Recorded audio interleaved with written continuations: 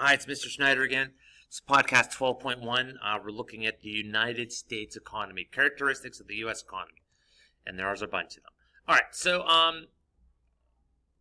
well, it's not a true free market.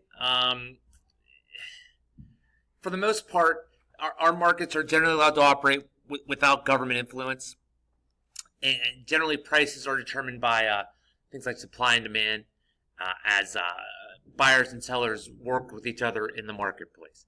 In our economy, you have the right to own private property. So the governments define these property rights. They enforce them.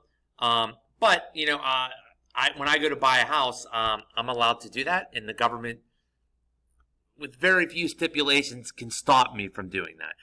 Likewise, I can own the means of production. If I want to buy a factory or if I want to own a coal mine, I can do that. The government does not own these things. They're usually owned by businesses and corporations. In our country, business exists for one reason: to make money. If you're so inclined, you can start your own business, hopefully making money when you're older. We have competition. We talked about why competition is good. It can lower prices, it leads to better quality, and it gives you more choice. Consumer sovereignty is another important part of our economy. Remember, the consumer is godlike, God with a small g, not a large g. Wherein decisions that consumers make determine what is bought. What consumers buy determines what is produced. If consumers stop buying something, it's not going to be made anymore.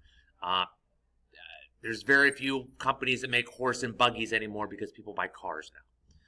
And then the government involvement in the economy is very limited. We'll talk later, but the vast majority of decisions making goods and services are made in the private sector not being the government. All right, that's podcast 12.1. Nice and short. Thanks. Bye.